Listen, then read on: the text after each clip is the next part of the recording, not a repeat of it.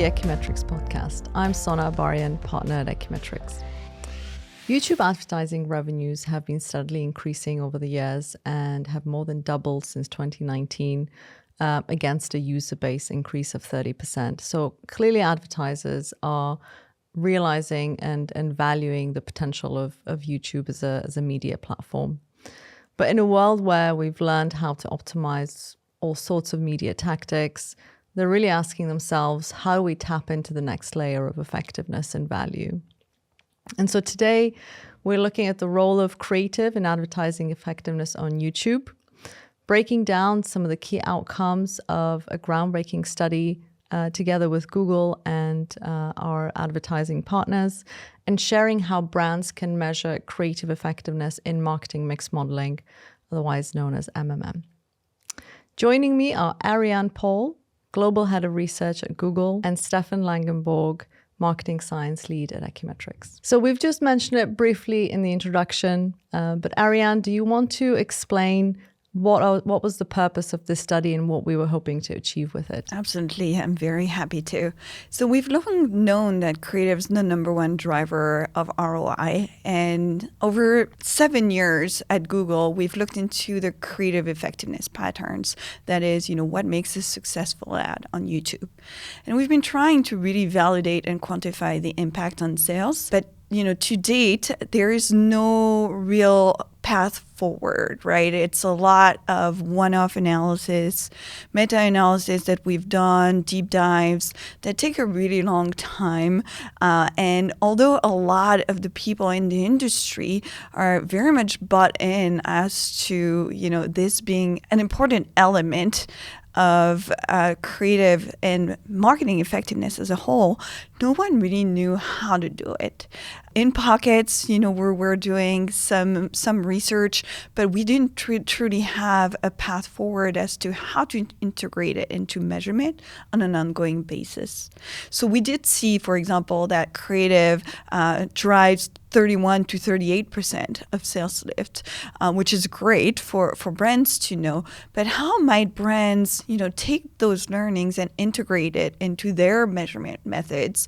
So how do you define a way to codify creative effectiveness and creative quality? And how do you embed that into MMMs going forward? So, Stefan, where do you start with such a challenge? Yeah, so starting with the question of creative, we need to sort of reduce the sample space a bit. When you're going from a very qualitative question that we know drives impact, but we need a way to measure it in a repeatable, consistent way. We wanted to build off of the previously validated principles of ABCD, so attention, branding, connection, and direction, and establish a repeatable way to integrate that into MMM measurement to actually establish the link between them and ROI performance. So before we get into the nuts and bolts of how we did it, I'm sure our listeners want to know, how important is creative in campaign performance? Turns out quite a bit. So we saw from our analysis that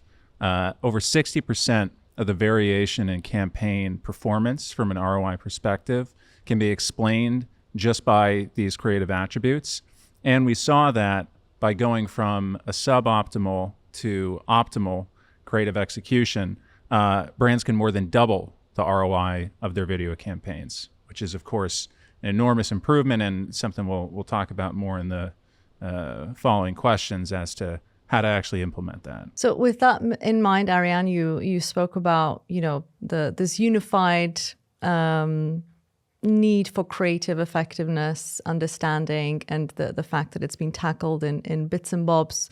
What can advertisers concretely do now to understand creative effectiveness of their campaigns? That's a great question. And, measuring creative quality and understanding what are the creative elements that works in a campaign is incredibly complex. We've been on this journey for the past 7 years. As Stefan mentioned, we've come up with, a way to understand what are the most effective creative elements. And that's our framework called the ABCDs. So time and time again, we've seen through research that it's all about, getting attention, having strong branding, establishing a connection with viewers, and then giving them something to do, and that is direction. In order for us to identify those core patterns of creative effectiveness, we've set up on an exploration. So we've looked at thousands of signals. So really deconstructing an ad, trying to understand, are there people in this ad? Is this a functional message, for example? Do we have a call to action? And then really drilling down and understanding what's the relationship with those elements being present and performance. And over the years, we've been able to establish a set of codes that, were consistently coming up as drivers of performance. And we've created a tool, a way of assessing creatives that's called the ABCD evaluation report. And so we've gone from thousands of codes that we've explored to a set of 73 codes that we can now look at on an ongoing basis. So the idea is to really look at, whether those codes are present and if they drive performance. But even with that, with this being the most thorough solution in the industry, we still feel like it's a lot. It's hard for brands to implement. It's hard to understand, where do you start? You have this challenge to try and understand how to optimize your creative, and a long list of codes. So what this research has enabled us to do is to really define those that have the most impact. So really looking at a data-driven way of driving performance through creative. And this research has enabled us to validate this further. So how do you go then, Stefan, from, there was 1,000 and then there was like 70 important codes and features of a creative that make up a best practice. How do you take the next step to understanding, okay, what is really important here for me to optimize my campaign? Yeah, so as Ariane mentioned, there's already been a lot of work that went into reducing this problem space down to just 73 attributes. But even at that level, it makes it a bit difficult to size and prioritize, well, if we're mainly interested in improving the ROI of our campaigns, what are the principal factors that we should be focused on? So in the course of our analysis, we actually found that over 80% of that creative-driven performance variation in campaigns could be explained by just a top 20 set of attributes. That includes things like product context, so showing the product in the context of how a user would actually use it in their life. Things like having a relevant call to action, having sound effects. There was a lot of interesting findings around the importance of sound-based attributes. So even if people aren't necessarily looking at the video, being able to draw their attention and bring them in. So that was an important part of our process. In our analysis, we looked at YouTube campaigns across 4 brands and over 3+ years each, totaling over 2 billion impressions, 20 million in ad spend, over 1,600 unique campaigns. And so that's how we pulled out this set of the 20 most important features. So out of the 4 brands, though, this included auto, luxury, and beauty. And interestingly, we did see that depending on the brand and depending on the vertical, there may be some features that are more or less important, particular to them. One would be for auto, for instance, special offers came up as a particularly important feature for that vertical. For beauty and luxury, things like a zoomed-in shot of the product, a call to action came up as particularly important. So all this means is that it's going to be really useful to run this study in advertisers' existing MMM programs to be able to answer that question of how does this specifically affect us? What are the attributes that are most important to us? And size how much that impact the campaign ROIs of their activity. So what I'm hearing is that the outputs can be quite specific to an industry or even a brand. And so when you were designing the methodology and how you approach this as a whole, what was your thinking in terms of how to make the approach somewhat standardized, but allow for differences to come through in terms of the outputs? What was the thinking behind the methodology? Yeah, really importantly, coming out of this, we wanted to make it so that you're not building this sort of deep dive on an ad hoc basis every single time for each brand. So we want a fundamental approach that could be repeatable and scalable across brands and across advertisers. So what we focused on there is turning from this qualitative attribute scoring, which is already a reduced sample space, versus just evaluating it purely on a qualitative basis. We wanted to turn that into a representative score for the overall quality of creative. So that involved pulling out these 20 most important attributes based on which ones we saw were most predictive of campaign ROI, and building a score based off of that could be used to either weight the impressions that we're measuring in our MMMs, establish threshold splits for poor, suboptimal, and optimal campaigns, and essentially run through a suite of testing and iteration to see, with the brands and campaigns in our sample set, what ended up being the most predictive of performance, which improved the model fit the best, and what gave us the most representative measurement of how this was impacting each of the brands' campaign performance in a way that we could essentially map out in a framework that could be deployed for any future advertiser. And Ariane, what was particularly interesting for you from a methodology perspective on this? So I thought the iterative approach was great. So we set out to answer a question that almost everyone in the industry has, but didn't really know how to solve. So, together with the team, we spent a lot of time thinking, do we need a single score? Do we need, a tiering approach? How many creative elements do we need to look at? A lot of advertisers, are already looking at creative adherence in order to optimize their ads for different platforms.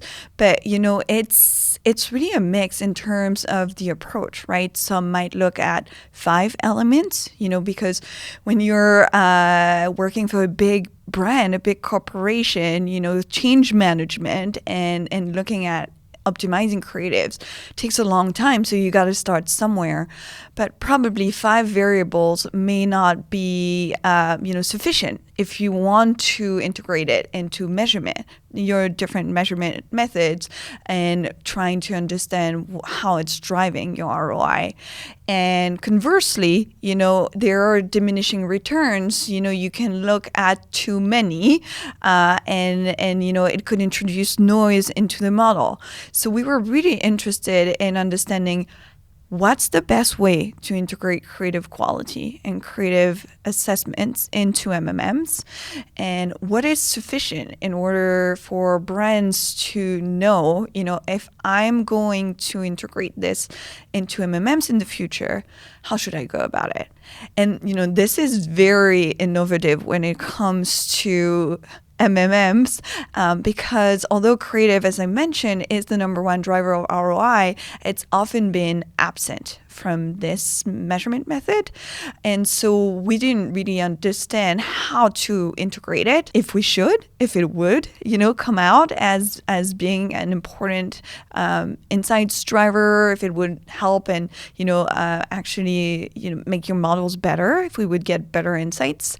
So we set out on this exploration with the Ekimetrics team, and it was wonderful to collaborate on this, iterate, try and understand how to go about it so that we could contribute to the industry and further this optimization and measurement method. For practitioners out there and data scientists out there, we will be launching a white paper that details exactly the methodology so that you have a blueprint for how to integrate creative quality into your measurement programs.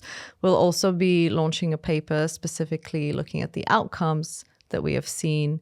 And so to that point, I'm sure everyone is waiting to hear what were some of the things that are really going to make the difference on campaign ROI. So maybe Stefan, I'll come to you first. What were the standout results for you? So as I mentioned earlier, one important factor was that over 60% of the variation in the ROI performance of the YouTube campaigns we measured was explainable by creative, which is already a really meaningful point and gives a quantitative backing to what Ariane has mentioned, that creative is a determining factor of ROI. And crucially, from a what's our opportunity area perspective, we saw that going from a poor to suboptimal creative score, which was based on the thresholds identified. That means, in the context of poor, less than 20% of those top 20 attributes that we identified were followed by the creative.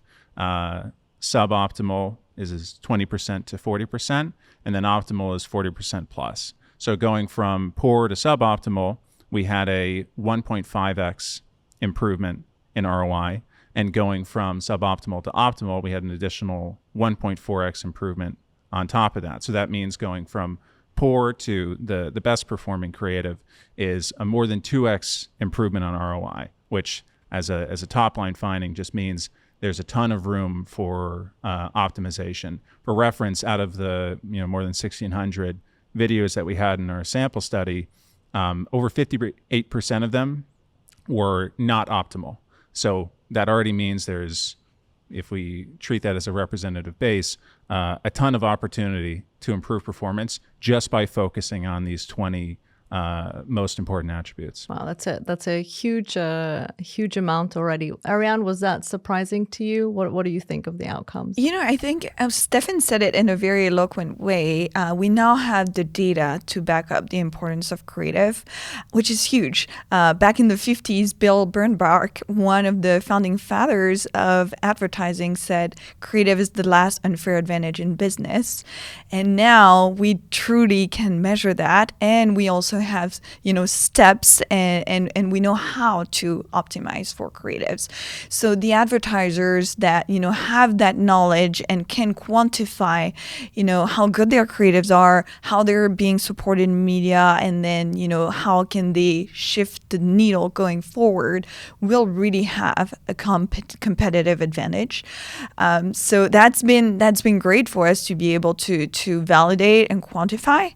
But while these numbers are great, without a path forward, it's really hard to help the industry as a whole. And I think that's what I like most about this study, right? That we've actually found the top drivers, the top elements that you can focus on if you're trying to improve your creative and your ROI as a result. And so what were some of the creative best practices that came to light from the study? I think for me, what was really interesting is, what we saw and equally what we didn't see.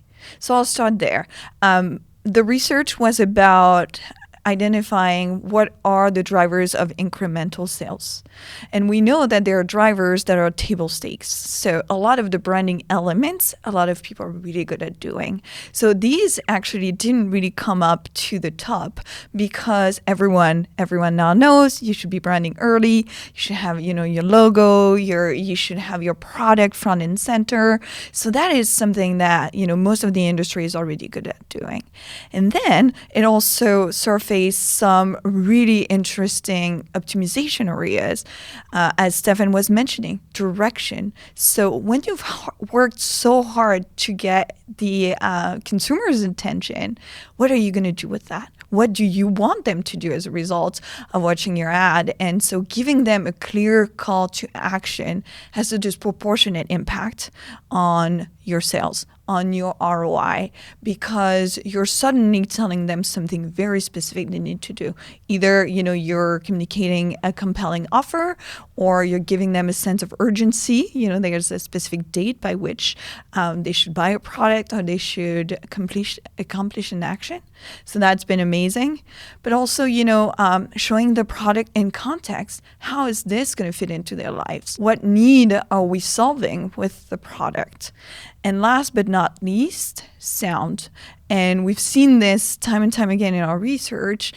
This is really important to get attention, to sustain attention. Most of videos on YouTube are watched with sound on. It's 95% plus of videos that are being watched with sound on. And so it's all part of making an immersive experience and really showcasing the full breadth of your brand experience and what it's going to be like to use your product. But Stefan, now I'm very curious. Of course, we've spoken about the results at large. We've spoken about the methodology and how innovative it was. But how was it perceived by the clients and the advertisers that were integrated as part of this research? Yeah, so they were very excited, as you might expect. Like you said, it's been a tough nut to crack for a long time. One thing that's, I think, been interesting over the course of delivering MMM results and interacting with teams on the client side, there's always been a bit of a gap or a bridge to be established between the branding and the creative teams and the people who are mainly consuming MMM in the context of planning, which tactics should we use, how do we maximize ROI. They've never really been one-to-one on the same page. And this was a really great opportunity to bridge that gap and be able to share results that are relevant and speaking to both of those teams in a way that they can action on, make decisions on, and to a large degree validate what these branding and creative teams have already been trying to do. So we specifically heard from some of the teams involved with establishing their creative that they had already been trying to follow these ABCDs, and now they have an actual quantitative measurement point to back up and say, oh, that's driving value. That's having a real impact. Another thing that's really positive to see, really the worst response you can expect to get when you share any sort of insight or output is, got it. All right. No follow-up. Really what that means to us is, okay, maybe they're not really seeing the opportunity here. They're not jumping on, well, okay, what can we do with this? Or what if we looked at it this way? The engagement and the response is really telling. And one of the most encouraging things that we got from the teams that we shared results to is all these follow-up questions, diving into the concept of relevancy, into product context. It got the teams thinking about, well, what is the context that people use our product in? What's the best way to demonstrate that? Which is obviously a really amazing output to come from a quantitative study, is this question of really diving into how are users using our product. Being able to bridge the gap there is so important. Another thing that teams had questions about was, well, how does this maybe affect the long-term performance of our creative and our YouTube advertising? So in our study, we're mainly focusing on short-term contribution of media, but a natural follow-up is, are there maybe some attributes or a different way creative affects the long-term memory of our brand, the long-term growth of our brand equity? Also transitioning into different formats like YouTube Shorts. Obviously in a shorter format, there might be attributes that are more or less important. Maybe sound is more important to really draw attention as quick as possible.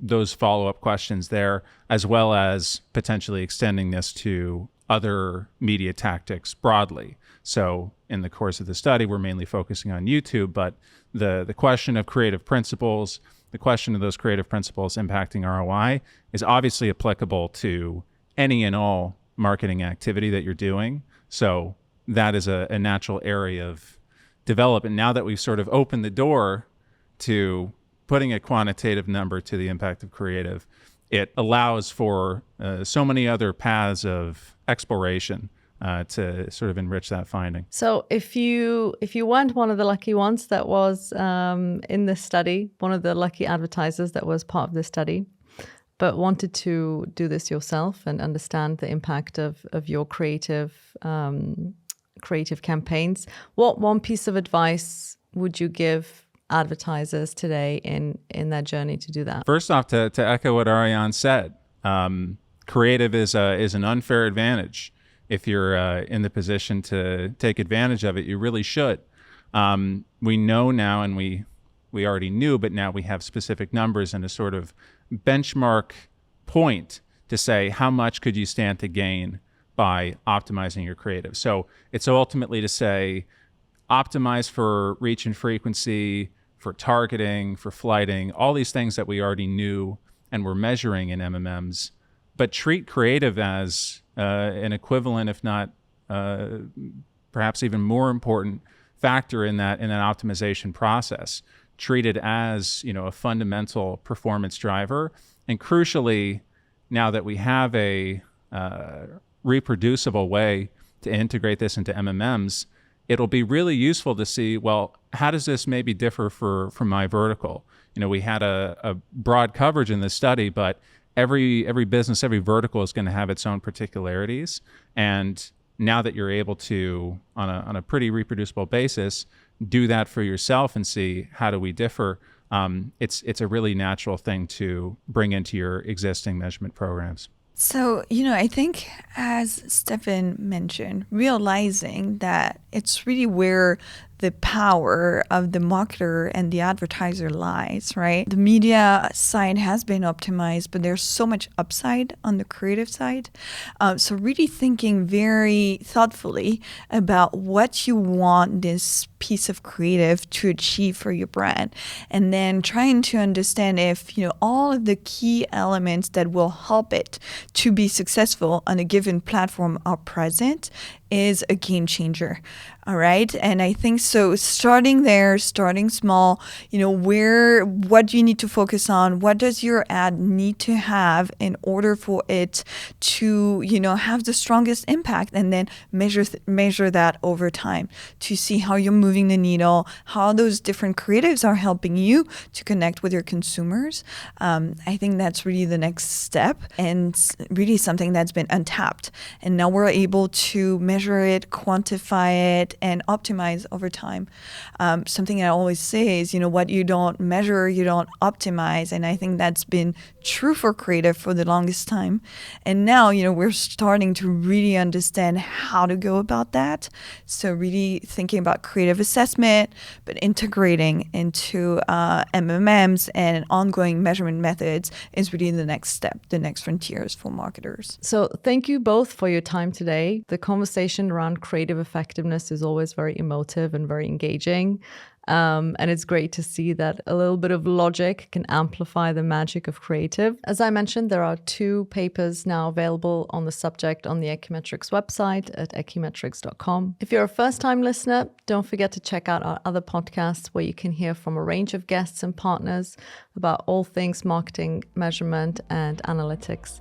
And if you like what you've heard, please don't hesitate to subscribe to our channel so you don't miss the next episode. Until next time, thank you and goodbye.